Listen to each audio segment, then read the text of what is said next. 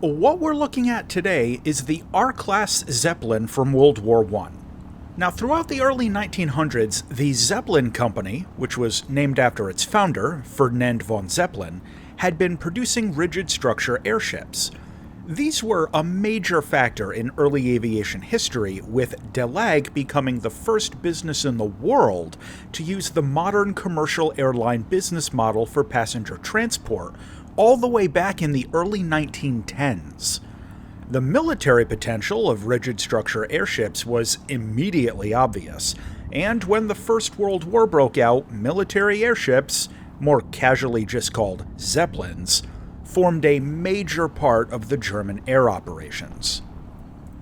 The P-class Zeppelins were the first dedicated military Zeppelins that were designed and constructed entirely during the war in any sort of meaningful numbers, and featured a more streamlined hull design which enabled a cruising speed between 60 and 80 kilometers an hour, with a useful bomb load of 2,000 kilograms and an operational combat range of roughly 4,000 kilometers. When these entered service in 1915, the P-class were state-of-the-art, but became outdated very quickly due to rapidly advancing aviation technology during the war. This was followed up by the R-Class. The design work for the R-Class had begun just as the P-Class was starting operations, and debate remains to this day if the planners at the time considered the P-Class to be more of a transitional development or not. In either case, the new R-Class was set to feature a number of innovations compared to earlier models.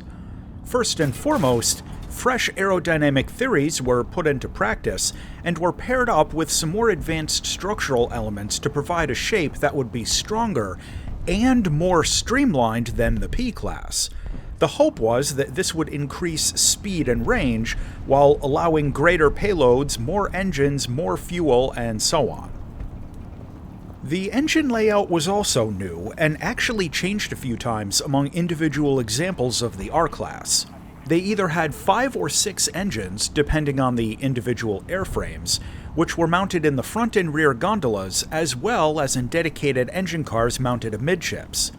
This layout was a compromise, as it provided easier maintenance, especially in flight, but there was a fairly notable mechanical power loss from half of the engines due to the layout of the gearboxes relative to some of the propellers, but this was pretty much unavoidable without reworking the engine layout entirely.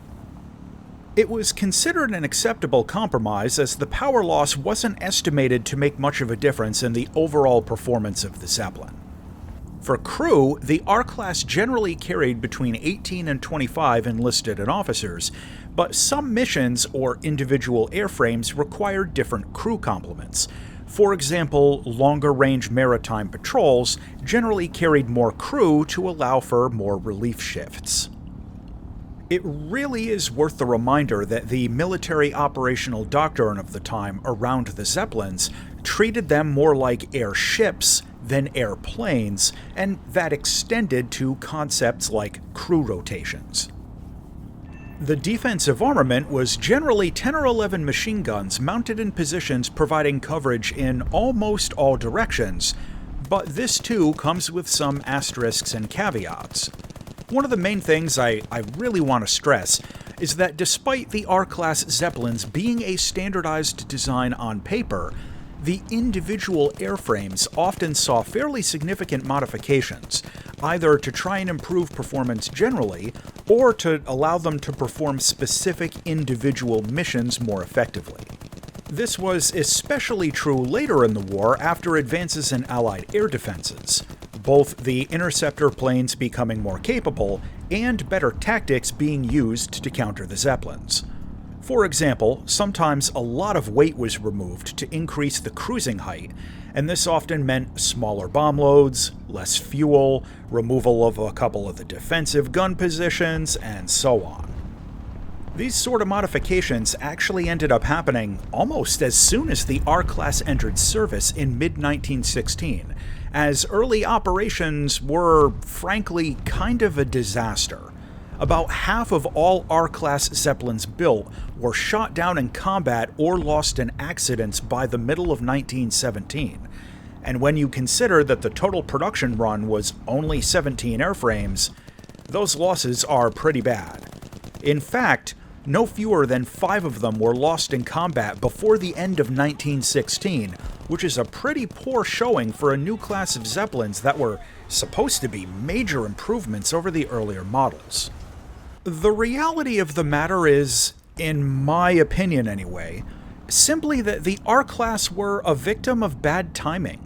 They were introduced in a moment when the utility and practicality of airships as strategic bombers was waning fast in the face of steadily improving air defenses. And while they did carry a very significant bomb load for the time, the cost in blood and treasure to deliver those bombs was an increasingly poor use of resources as the war dragged on. And eventually, a lot of the German military leaders did start to realize that.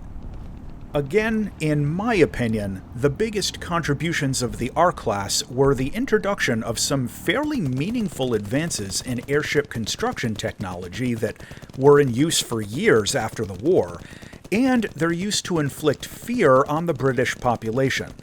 Most bombings with the R-Class needed to be performed at night, which significantly reduced their accuracy, and as I mentioned before, R-Class losses were fairly heavy to begin with. In total, 17 R-Class Zeppelins were constructed during 1916 and 1917.